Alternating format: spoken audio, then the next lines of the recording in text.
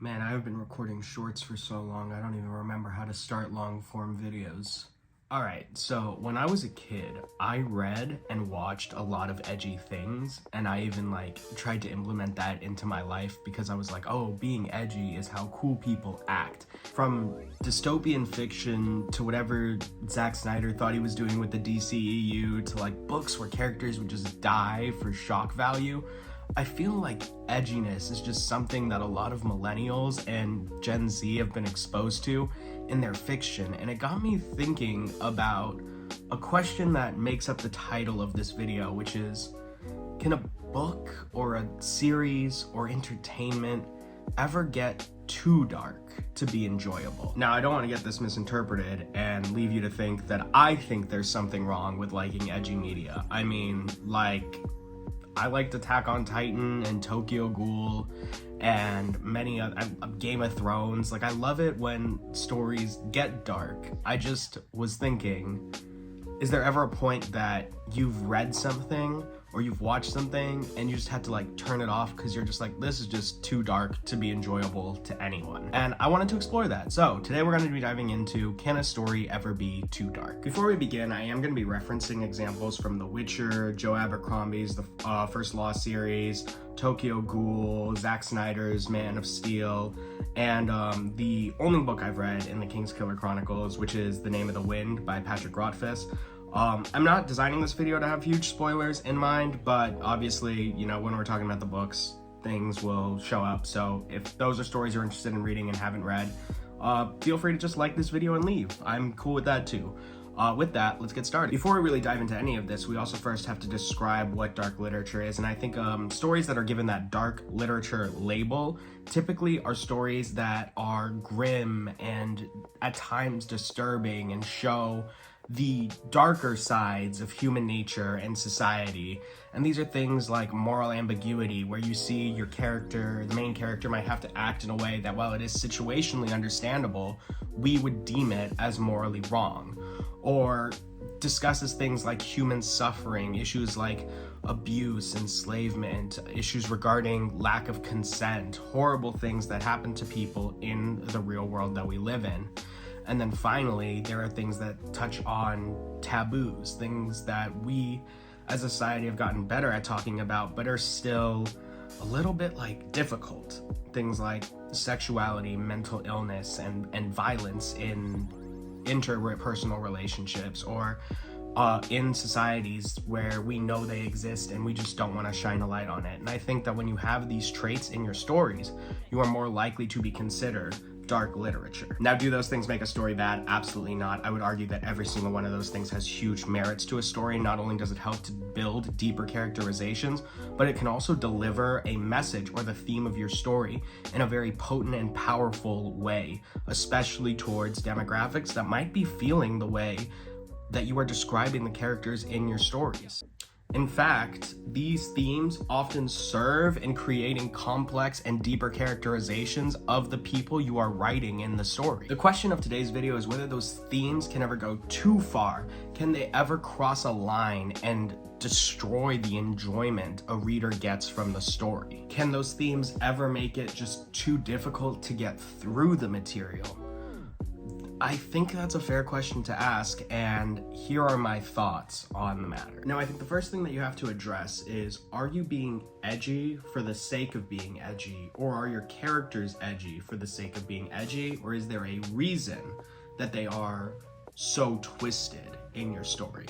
And I think that no author has delivered a more understandably twisted character, from what I've read, than Glokta, or Inquisitor Glokta, in Joe Abercrombie's The First Law series. From the second we meet Glokta, we can tell that this man has been messed up by society. Even his first intro is talking about all the nasty battle scars that he has, that he's acquired throughout his life, and that he's a torturer for the higher ups. And throughout the story, we just learn more and more about this guy's history, and it really serves to shine a light on the way Glokta thinks and creates this reasonability in, that's not a word, it makes it reasonable for why, like, it makes it reasonable to the reader for why it is that this character is acting the way it is. He's not just a dark, twisted guy because he was born a dark, twisted guy. Something made him that way, and it has a purpose in the story. On the other hand, we have this scene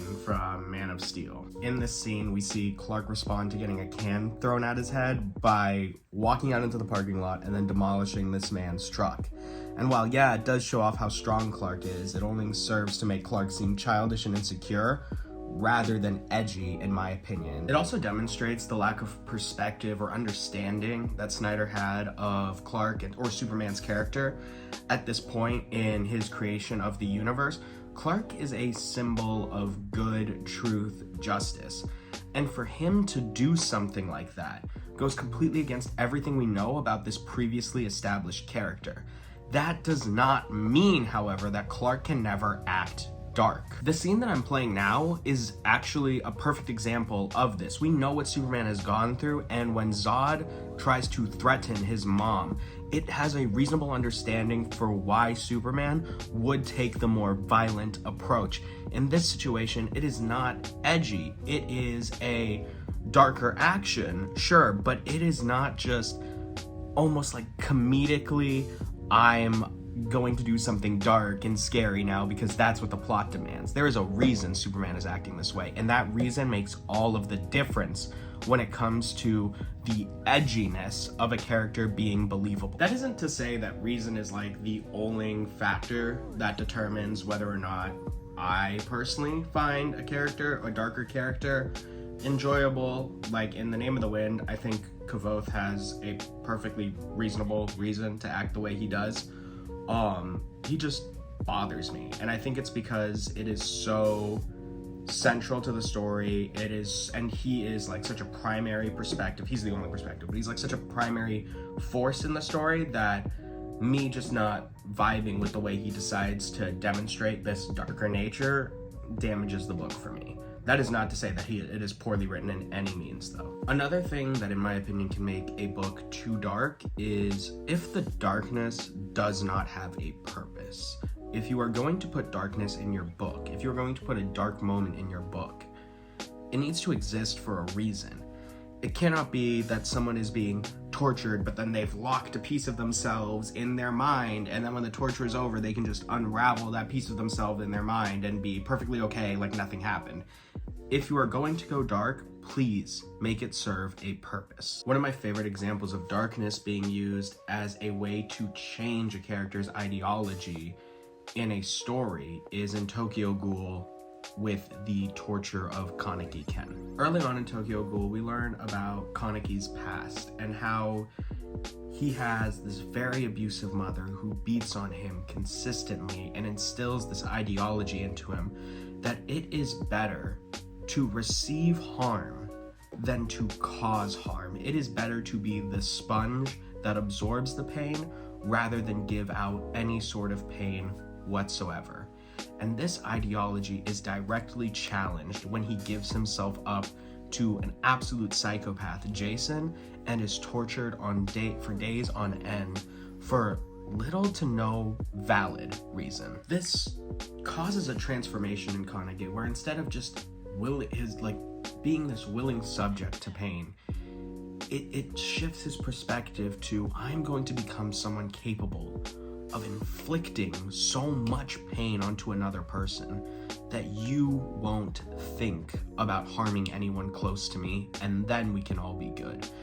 And this transformation comes in this like horrifically beautiful beautiful scene where he accepts being a ghoul. He accepts all of the things that are happening to his life and how unfair they were. And it is just such a triggering point to the development of his character, where no longer is he this pacifist-like character, but this very driven character towards his goals. And I think that for that, it made the darkness and the pain and the torture that we see him go through worth it. It made that sickening feeling that you had watching all of those things happen to him serve a purpose at the end. which I think is very, very important. So no, there's nothing wrong with dark themes or plot points in general when it comes to a story, but I think it is also important to note that your story should not be just this endless gauntlet of despair. And while the threshold that a reader can take may be different from mine, or maybe different from people that you know, individual readers can handle different things, I find that sometimes writers can get a little carried away with beating down their protagonist, which is the person we're supposed to relate in the story. And if I just keep seeing my character get beaten down time after time after time and they're never given a break, it is hard for me to keep reading. I firmly believe that a story can be grim dark, can be tragic, and still have moments of levity in there that give the reader of your story a chance to breathe and enjoy just a little bit of time where they get to see their main protagonist happy.